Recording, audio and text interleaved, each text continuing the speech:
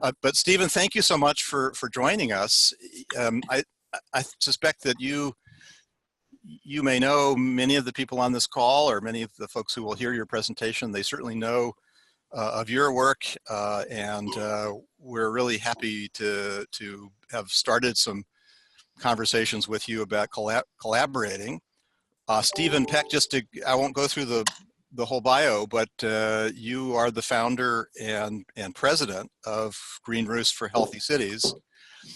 And that has been an inspiring organization to watch over the years. And I think it's fair to say that you have moved green roofs and ecological rooftops and, as from something that was done in European cities and certain parts of the world you've moved it to something that's become, I think, pretty standard practice in many parts of North America. And that's no small feat in a relatively short period of time. So we thought we're so well aligned in terms of our missions and interests. We thought it would be wonderful for you to be able to share a little bit about the organization and what you're doing with this group. So thank you so much. And I think I'll just turn it over to you at this point. And I know you've got a few slides to show. So thank you for joining us, though, Steve. Well, thanks a lot, Tim. I appreciate the invitation, and really happy to see that your organization is growing and starting to come with new programming to make cities healthier and more resilient, and of course more biophilic. It's all good stuff. So welcome to the welcome to the party. It's been 20 years now we've been working with Green Roofs. 20, wow. 20 years to develop the industry in North America. So we are making great strides and gathering, I think, gathering a bit of momentum at this point. What I was going to do today is, I don't know, I wasn't quite sure about the level of understanding. So what I thought I would do is just talk a little bit about the two organizations, a little bit about Green Roofs and Walls, sort of introduce the topic a bit with some examples, and then talk a little bit more about our programming, and maybe there are ways that you guys, some of the people on the call, might be interested in plugging into some of the stuff that we're doing, or there may be some opportunities to collaborate with you. But sort of a quick overview, say 10 or 15 minutes, and then take questions. Is that the format for today? That sounds good. That's perfect. Alrighty then, let's get started. So Green Roofs for Healthy Cities is a nonprofit industry association. We've been around since 2004, but we're around even before that time, working on developing the green roof industry, actually since 1997. Our mission, of course, is to develop the green roof and wall industry across North America, and we do that through a whole variety of different activities, which I'll get into shortly. But we're a membership-based industry association with a mandate. We operate kind of like a non-governmental organization, but with a lot of industry support. Our sister organization is the Green Infrastructure Foundation, which has been around since 2007. It has a broader mandate to develop green infrastructure in communities, partnering with communities, and to get all the benefits associated with more investment in green infrastructure. This just is a list of the board members for 2018-19 in the two organizations. We're very multidisciplinary in our work. We have planners and design professionals and industry reps and researchers. We work with a wide variety, installers, a wide variety of people work with us to develop this industry, and that's reflected in a lot of the work that we do as well. So I'm going to talk a little bit about Green Roofs and Walls to start off, and then dive into some of our activities that we're engaged in. That's a picture of myself, yours truly, with the gray hair there. That's what 20 years of working on the green roof industry will do to you, Tim. Beware. Yeah, right. I know. Yeah. And there's Raphael Espinal, who's the council member in New York City, and we were at the launch of the new mandatory green roof legislation for buildings in New York City in 2008, and we'll be doing some advocacy work in the new year, try to see if we can get that legislation passed. So as many of you know, Green Roofs and Walls come in many different flavors. There are intensive green roofs with more than 6 inches of growing medium, like you see on your left, that have trees and shrubs and a variety of plantings. They're almost always accessible. They require a lot of structural loading capacity. to be able to build them. They provide a lot of benefits, a widespread range of benefits. They are about 15 to 20% of the marketplace currently in North America. We see these kinds of green roofs being built. On your right, you'll see in the background, some of my colleagues in the foreground. In the background, you'll see an extensive green roof, which has lightweight system, so not very much structural loading capacity required. It has 6 inches or less of growing medium and a much smaller palette of plants, often succulents, various species of sedums, some simple grasses. And typically we see extensive green roofs. They can be accessible, but often this is the kind of green roof we see on industrial facilities or buildings that are non-accessible. On the green wall front, there are lots of different types of green wall technologies that exist. On the left, you can see an interior green wall system, so there are interior and exterior applications in the lower left there, Royal Botanical Gardens in Hamilton. There are what we call systems where there is a grid system that's against the wall, and the plants grow directly up against the wall, separated by a membrane, either using growing medium or hydroponics, but they're growing either in containers or pouches or in felt, made of felts. Those are called living wall systems. And we also have green facades where there are climbers, where you basically have a cable or a grid-based stainless steel grid system that allow vines to grow up, and those are called green facades. In that case, those plants grow in the ground or in planters. In the case of living green walls, like these systems, you see they are growing really right on the sides of the buildings. And we now have vertical forests, which is a new, this is the Bosco Verticale, one of the first vertical forests in the world outside of Italy, in Italy. And there are lots of now architects that are integrating multiple tree planting, containerized tree plantings on the sides of skyscrapers. It's happening all over the world. It's happening in Australia, it's happening throughout Europe, and it's happening also in China. So there are a wide variety of different green wall systems out there. Green roofs and walls also have many benefits from a biophilic point of view. They have an opportunity to engage individuals. What you have on the right here is a garden that produces about 30,000 pounds of food at Ryerson University in Toronto. On the left, you have a demonstration green roof where they're actually doing research on the solar panels you see in the background there in Denver. This is the EPA headquarters in Denver, and that also provides amenity space for the workers in that building. So there's an opportunity for things to be visible and aesthetic and provide biophilic benefits, but there's also an opportunity particularly with green roof technology, for people to actually engage with the plants, which provides a higher degree of biophilic benefit and simply gazing upon them. And I think the important point here is that green roofs and walls are an opportunity we have because of the technological advancements. We can really do a lot of positive good for urban areas and suburban areas throughout North America and around the world by investing in these technologies. This is a shot of the Riverwalk, new Riverwalk project that's won lots of awards in Chicago. And you can see the urban forest planting, and in the background you can see the green facades, like I told you, the climbers climbing up on the outside of that building. So from a city building, city scale perspective, if we get serious about spending some of the infrastructure money that we spend on gray infrastructure, if we can divert some of that funding to green infrastructure, we can accomplish a lot of benefits, multiple benefits at the same time. And that's really a lot of what we do at Green Roofs Throughout These Cities, is we work on market development, and we also, of course, promote our members. We have a full range of educational programming. The Green Roof Professional Accreditation is something that's been around for more than a decade, where we teach people best practices for the design, installation, and maintenance of green wall technology. That helps us protect the green roof market from bad practice. Like any new industry, you often get people coming in and they're working on a half-assed basis, and they make a lot of mistakes. We also have a number of training courses that we have developed. We've got one on a biophilic design with Bill Browning that's online. We have a net zero water, how to work towards zero water use in your building, integrating green infrastructure. We have a green wall design course, many courses that are available. We also do a lot of outreach. We publish a magazine. We do a lot of marketing and promotion. We have a lot of events. And we do direct advocacy, working with cities to develop policies, to do cost-benefit analysis on policies. We have events in different cities to promote green roofs and walls and green infrastructure in general. One of the things we also do is collect data. This is, we basically have a survey of our members. We ask them where they're building their green wall projects, what cities, city regions, and what type of green green roof rather.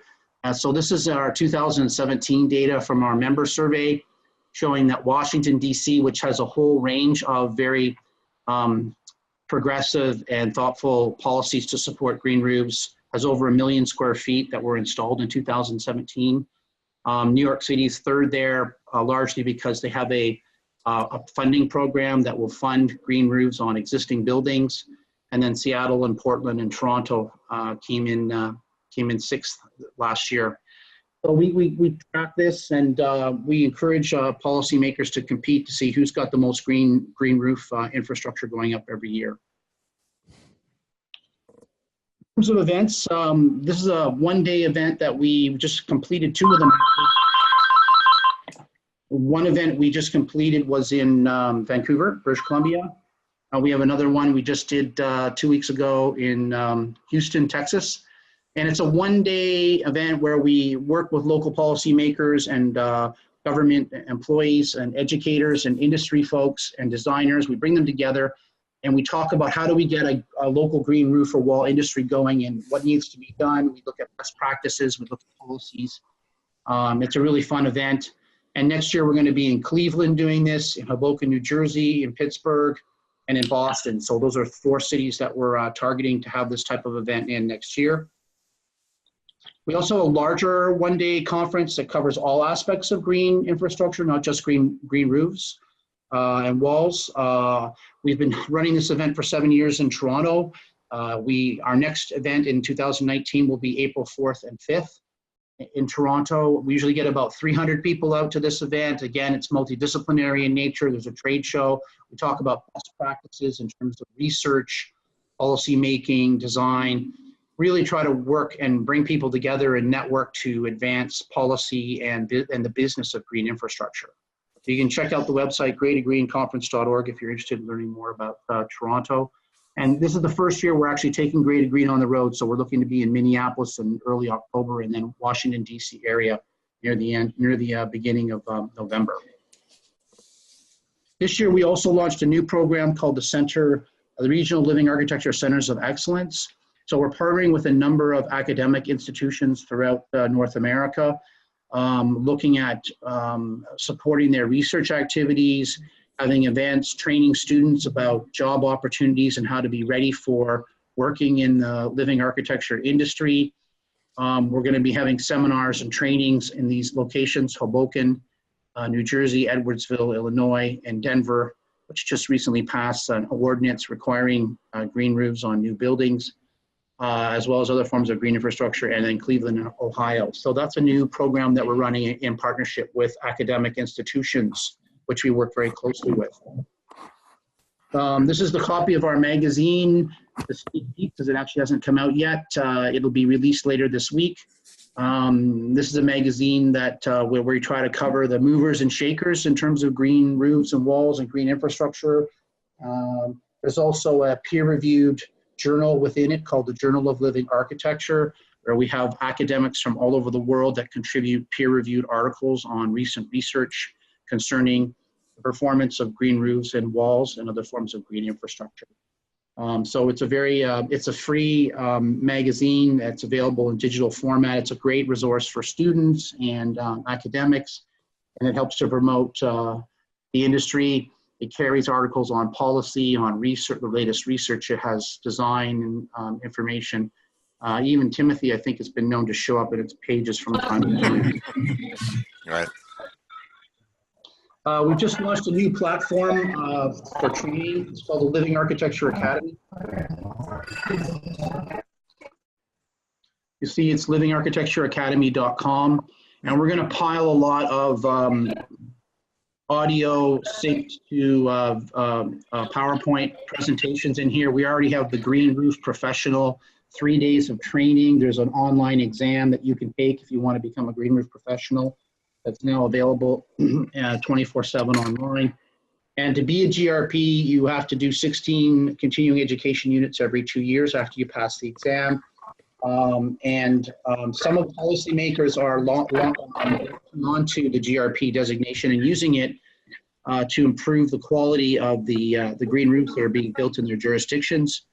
So they're acknowledging the GRP or the equivalent of 5 years experience. I know Denver recently did that, and other cities like Washington and Devon's.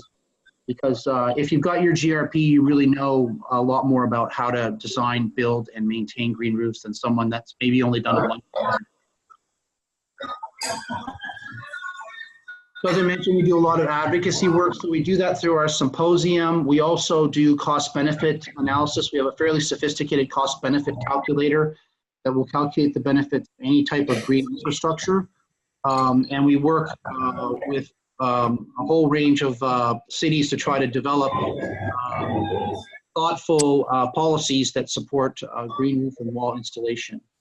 Sorry, if I could just interrupt for a second. If you wouldn't mind everyone muting your mics so we don't get feedback, that would be great. Looks like it's Celia. Celia, mute your mic, please. So the good news is that worldwide, we're seeing cities adopt policies that support the implementation of green roofs and or walls. They either use incentives for existing buildings where they'll provide financial incentives, often based on the benefit, the stormwater benefits that are generated. And we're also seeing more mandatory requirements for green roofs and walls. And we saw that in Portland. Congratulations, Matt, in Portland, and the work that was done in Portland this year. In Denver, I think we're going to get mandatory requirements in Vancouver, British Columbia next year, and we're hopeful that we can succeed also in New York. And the reason that they're doing that is because there's so many different public benefits that get generated from using green roofs and or walls. In your city, you have all this wasted space, this roofed space and wall space, and you can use it for stormwater management. You can delay and retain and slow stormwater, which often causes a whole range of water quality problems, including flooding. You can use plants and their ability to cool by converting water from a liquid phase into a gas phase. It reduces the energy from the sun, which means we don't get the overheating of our communities. We get the cooling of them. I like to call green roofs outdoor air conditioning systems. If you have enough of them in place, you can reduce the temperature of a city. You do that, you save millions in terms of energy, you reduce your water consumption, you make cities more livable, you make them better for tourism, you less health impacts. There's a whole range of benefits coming from reducing the urban heat island using vegetation on the surfaces of buildings. And then the jobs that we create are local in nature. They're not far-flung. We're not importing green roofs and walls from China or other far-flung places. These are local jobs, both in terms of the construction design of them and also their ongoing maintenance. And then biodiversity, which has been a slow burner, if you will. At first, people weren't really that interested, but now there's been a lot of research on biodiversity in cities and the ability to promote biodiversity using these spaces, which are often not subject to threats from things like cats or human beings or dogs. So you can get nesting of birds and you can get lots of insects. In fact, we were just on the Vancouver Convention Center. I was just on that Vancouver Convention Center last week and found out they have 150 species of insects that are living on that roof, contributing to the biodiversity of the area and contributing obviously to bird habitat and pollinators and so forth. And then the improved health and well-being, of course, is very, very significant benefit, and that sort of reverberates right through a whole range of these. The public benefits are multiple. You're using wasted space. So from a public policy point of view, it's a pretty sweet spot. You don't get too much infrastructure investment that has multiple benefits, that utilizes wasted space, and that can be implemented with relatively low investments from public policymakers. On top of that, green roofs and walls do confer benefit to building owners. So we have seen very little resistance to policies requiring green roofs on existing buildings because there are energy savings that can accrue to the building owner. there are aesthetic benefits, there are membrane and building envelope life cycle benefits, and there's improved productivity for employees and staff, less staff turnover and absenteeism. So depending on the nature of the building that you're in, the benefits will vary, but generally speaking, there's a whole range of benefits and they are monetizable and they do yield a benefit. Typically for an extensive green roof, it's been estimated between 5 to 6 years, a simple payback on an extensive green roof system anywhere in North America. So you have a policy opportunity as policymakers that combines multiple benefits, public benefits, uses wasted space, and confers benefits on the building owners. So it's pretty sweet opportunity. And that's the kind of message that we can convey. And that's what we're seeing cities all over the world taking advantage of now. As I mentioned before, training is really important to us. Please check out the livingarchitectureacademy.org. We want to continue to build a lot of low-cost training to make sure people are up to speed. A couple of things that are new, as we have a new course going up probably in a couple of weeks on how to monetize the value of green infrastructure, what the methods are to go about doing that. So if you're working on green infrastructure projects, you can put some numbers to them in terms of as well as costs. So that's a new course that's going to be watch for that in the next couple of weeks. So I think there's a strong business case for membership in Green Roofs for Healthy Cities. We have a whole range. We have research members, we have policymakers that are members, we have corporate members, we have individual members. If you become a member, you can support the overall effort and help us shape policies and stay in touch in terms of new developments. We have 7 different membership categories ranging from low-end subscription just to the Living Architecture Monitor, the Lamb magazine for $55 a year. As an individual, you can become a member for $160, all the way up to our manufacturers that pay $5,200 a year. Governments pay $550 a year. You had a whole bunch of different benefits that come back to them as a result of that investment. So I say let's work together to try to make cities more biophilic, more healthy, more resilient. I, for the life of me, can't see how cities are going to thrive in the next 10, 20, 30 years if they don't invest in green infrastructure and green roofs and walls. I'd really be interested to hear what you have to say about it. Please reach out and give us a shout and check out our websites. And we look forward to working with you in the new year. Thank you very much. Okay. Great. Thank you. Thank you, Stephen. That was wonderful. Wonderful overview of what you've been up to.